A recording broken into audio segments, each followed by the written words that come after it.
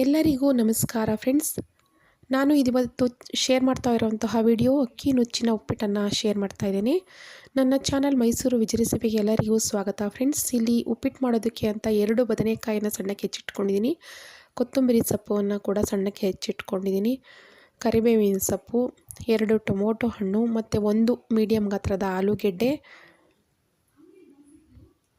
ಮತ್ತು 3 ಈರುಳ್ಳಿ, ಸುಮಾರು 10 ರಿಂದ 12 ಹಸಿಮೆಣಸಿನಕಾಯನ್ನು ತೊಗೊಂಡಿದ್ದೀನಿ. ಸ್ವಲ್ಪ ಖಾರವಾಗಿದ್ದರೆ ತುಂಬಾ ಚೆನ್ನಾಗಿರುತ್ತೆ ಅಕ್ಕಿ ನುಚ್ಚಿನ ಉಪ್ಪಿಟ್ಟಿಗೆ. ಖಾರವನ್ನು ಹೆಚ್ಚು ಹಾಕಿದರೆ ಅದರ ಟೇಸ್ಟೇ ಒಂದು ರೀತಿ ತುಂಬಾ ಚೆನ್ನಾಗಿರುತ್ತೆ. ನಾನಿಲ್ಲಿ ಸ್ವಲ್ಪ ಎಣ್ಣೆಯನ್ನು ಹಾಕ್ಕೊಂಡು ಅಕ್ಕಿ ನುಚ್ಚನ್ನು ಹುರ್ಕೋತಾ ಇದ್ದೀನಿ. ಸುಮಾರು ಒಂದು 5 ನಿಮಿಷ ತನಕ ಅದನ್ನು ಚೆನ್ನಾಗಿ ಹುರ್ಕೋಬೇಕಾಗತ್ತೆ. ಒಳ್ಳೆಯ ಘಮ ಬರೋ ತನಕನೂ ಹುರ್ಕೋಬೇಕಾಗತ್ತೆ. ಅಕ್ಕಿ ನುಚ್ಚಿನ ಕಲರ್ ಹೊಂಬಣ್ಣ ಬರೋ ತನಕ ಹುರ್ಕೋಬೇಕು.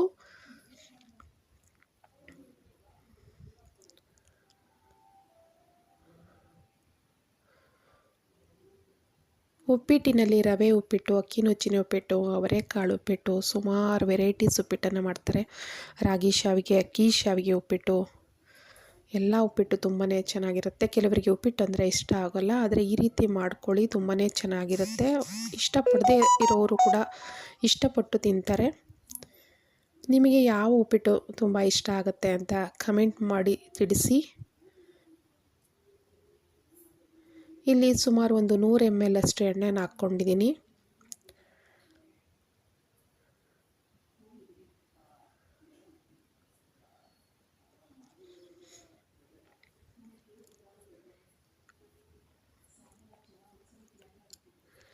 ಒಂದು ಅರ್ಧ ಟೇಬಲ್ ಸ್ಪೂನಷ್ಟು ಸಾಸಿವೆಯನ್ನು ಹಾಕ್ತಾ ಇದ್ದೇನೆ. ಮತ್ತು ಕಡಲೆಬೇಳೆ ಕೂಡ 1 ಟೇಬಲ್ ಸ್ಪೂನಷ್ಟು ಕಡಲೆಬೇಳೆನ ಹಾಕಿದ್ದೀನಿ. ಕಡಲೆಬೇಳೆ ಚೆನ್ನಾಗಿ ಕೆಂಪಗೆ ಬೆಂದ ನಂತರ ಅದಕ್ಕೆ ಕರಿಬೇವಿನ ಸೊಪ್ಪು, ಕೊತ್ತಂಬರಿ ಸೊಪ್ಪನ್ನು ಹಾಕ್ಕೋಬೇಕು. ಕೊತ್ತಂಬರಿ ಸೊಪ್ಪಿನಲ್ಲಿ ನಾವು ಹೆಚ್ಚಿಟ್ಕೊಂಡಿರೋ ಕೊತ್ತಂಬರಿ ಸೊಪ್ಪಲ್ಲಿ ಅರ್ಧ ಭಾಗವನ್ನು ಒಗ್ಗರಣೆಗೆ ಹಾಕ್ತಾಯಿದ್ದೀನಿ. ಮೊದಲು ಇಲ್ಲಿ ಬದನೆಕಾಯನ್ನು ಹಾಕ್ತೀನಿ ಒಗ್ಗರಣೆಗೆ. ಅದು ಸ್ವಲ್ಪ ಎಣ್ಣೆಯಲ್ಲಿ 1-2 ನಿಮಿಷ ಫ್ರೈ ಆದ ನಂತರ ಅದಕ್ಕೆ ಈರುಳ್ಳಿಯನ್ನು ಹಾಕ್ಕೋಬೇಕು. ಹಸಿಮೆಣಸಿನಕಾಯಿ ಮೊದಲು, ನಂತರ ಈರುಳ್ಳಿ, ಆಲೂಗೆಡ್ಡೆ ಮತ್ತು ಕೊನೆಯಲ್ಲಿ ಟೊಮೊಟೊ ಎಲ್ಲವನ್ನೂ ಹಾಕಿ ಫ್ರೈ ಮಾಡ್ಕೋಬೇಕು. ಎಣ್ಣೆಯಲ್ಲೇ ಸ್ವಲ್ಪ 4-5 ಸೆಕೆಂಡ್ ಅಷ್ಟು ಕಾಲ ಅದು ಬೇಯಬೇಕಾಗತ್ತೆ. ನಂತರ ಅದಕ್ಕೆ ನೀರನ್ನು ಸೇರಿಸ್ಕೋಬೇಕು.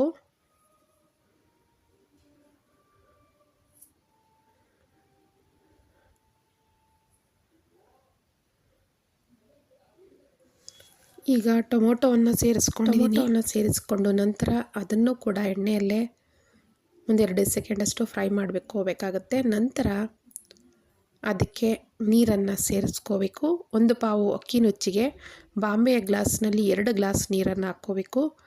ತುಂಬ ಸಾಫ್ಟಾಗಿರಬೇಕು ಅಂದರೆ 2 ಗ್ಲಾಸ್ ನೀರು ಬೇಕಾಗುತ್ತೆ. ಅಥವಾ ಉದುದ್ರಾಗಿ ಇರಬೇಕು ಅಂತಂದರೆ ಸುಮಾರು 1.5 ಗ್ಲಾಸ್ ಅಷ್ಟೇ ಸಾಕಾಗುತ್ತೆ. ಉದ್ದುದ್ರಾಗುತ್ತೆ ಅಕ್ಕಿ ನುಚ್ಚಿನ ಉಪ್ಪಿಟ್ಟು. ಕೆಲವರು ಇಷ್ಟಪಡೋದಿಲ್ಲ, ಸ್ವಲ್ಪ ಮುದ್ದೆ ಆಗಿದ್ರೇ ಇಷ್ಟಪಡ್ತಾರೆ. ಅದಕ್ಕೋಸ್ಕರ 2 ಗ್ಲಾಸ್ ನೀರನ್ನು ಹಾಕ್ಕೋಬೇಕಾಗುತ್ತೆ. ತುಂಬ ಉದ್ದುದ್ರಾಗಿ ಇಷ್ಟಪಡೋ ಅಂಥವರಾದರೆ 1.5 ಗ್ಲಾಸ್ ಅಥವಾ 1.25 ಗ್ಲಾಸ್ ಅಷ್ಟು ಹಾಕ್ಕೊಂಡ್ರೆ ಸಾಕಾಗುತ್ತೆ. ಇದಕ್ಕೆ ತಕ್ಕಷ್ಟು ಉಪ್ಪನ್ನು ಹಾಕ್ಕೋತಾ ಇದ್ದೀನಿ. ಇದು ಚೆನ್ನಾಗಿ ಕರಗಿದ ನಂತರ ಆಮೇಲೆ ರವೆಯನ್ನು ಹಾಕಬೇಕಾಗುತ್ತೆ. ಇವಾಗ ನಾನು ನೀರಿಗೆನೆ ಕಾಯಿ ಮತ್ತು ಕೊತ್ತಂಬರಿ ಸೊಪ್ಪನ್ನು ಹಾಕ್ಕೋತಾ ಇದ್ದೀನಿ. ಅದನ್ನು ಕೂಡ ನೀರಲ್ಲೇ ಬೇಯೋದ್ರಿಂದ ಅದು ಅಕಸ್ಮಾತು ರಾತ್ರಿಗೂ ಉಳ್ಕೊಳ್ಳೋ ಅಂತಹ ಸಂದರ್ಭ ಇದ್ದರೆ ಹುಳಿ ಆಗೋದಿಲ್ಲ.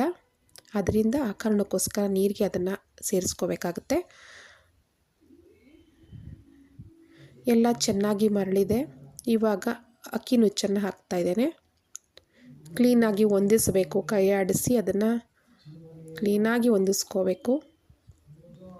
ಎಲ್ಲವನ್ನು ಕ್ಲೀನಾಗಿ ಮಿಕ್ಸ್ ಮಾಡಿದ ನಂತರ ಲೋ ಫ್ಲೇಮಲ್ಲಿ ಇಟ್ಟು ಅದಕ್ಕೆ ತಟ್ಟೆಯನ್ನು ಮುಚ್ಚಿ 5 ನಿಮಿಷ ಬಿಡಬೇಕು. ಅದು ಚೆನ್ನಾಗಿ ಬೆಂದು ರೆಡಿ ಇದೆ. ಇವಾಗ ಸರ್ವ್ ಮಾಡೋದಕ್ಕೆ ರೆಡಿ ಇದೆ. ನನ್ನ ಚಾನಲ್ ಯಾರು ಮೊದಲು ನೋಡ್ತಾ ಇದ್ದೀರಾ ದಯವಿಟ್ಟು ಸಬ್ಸ್ಕ್ರೈಬ್ ಮಾಡ್ಕೊಳ್ಳಿ. ಎಲ್ಲರಿಗೂ ಧನ್ಯವಾದಗಳು.